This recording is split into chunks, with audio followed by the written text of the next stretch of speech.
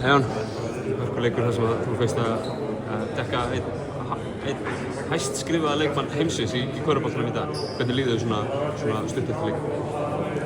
Bara stoltur af strákunum sko, og bara við gerum allt vel í dag og þetta einu sinni bara svona pinkulítil atriði og þá vinnum við leikinn hérna í kvöld sko.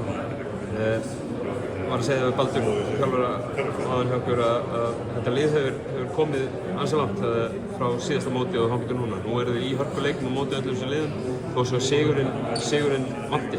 Hversu mikið langar ykkur að ná í hérna fyrsta sigur fyrir Ísland?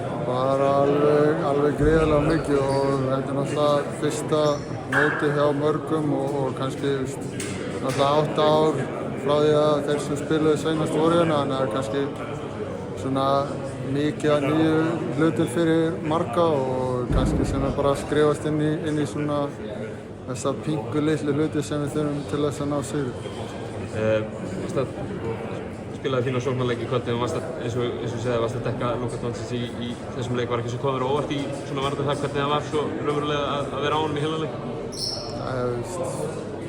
Ef það eru menn sem eru svona 10 sinnum stærri en ég og 10 sinnum sneggri en ég í NBA sem get ekki dekka hann, þá ætlast ekki til að ég sé að fara að stíga inn á völlinn og halda hann í einhverju 0 stigum en í kvöld skilur þetta er bara geggjað leikmaður og það er oft sem að þeir líður bara eins og búinn að spila hérna fullkomnu vörn og svo allt inni er hann komin í einhvern feitaveg og skot sem hann skýtur yfir og það er ekki hægt að blokka bara ofan í og það er lítið hægt að gera en bara klappa fyrir því og fara í sóknina. Frakklandar á fimmtudaginn, síðasti leikur í riðlakeppninni þetta árið. Er ekki bara spenntið fyrir að fara í það?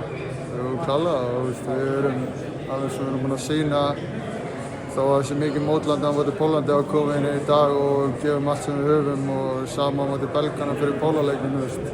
Við erum bara komnir hérna til þess að gefa allt í hvern einasta leik og fyrir áhorfendurna sem eru að komast við eitthvað sem bara við geggjað, við getum ekki gert neitt minna en það bara heldur en að gefa allt sem við getum og vonandi á fimmtudaginn kemur sigurinn og við þurfum bara að kíkja við það á morgun hvernig Frakkarnir eru.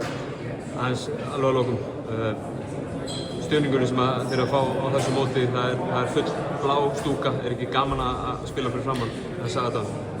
Það er alveg geggjað og alveg svo bara í dag er ég bara eiginlega á hálfri löppinni og þegar þú heyrir Ísland í stúkunni þá finnur ekki fyrir meiðsli lengur bara alveg svo Elvar á sunnudaginn sko á móti Pólandi. Þegar þeir byrja að öskra Ísland og þú heyrir þetta og kemur bara gæsahúð og þá einhvern veginn fer bara allt sem er að líkamannum bara í burtu og þá ert bara tilbúin að gera hvað sem er.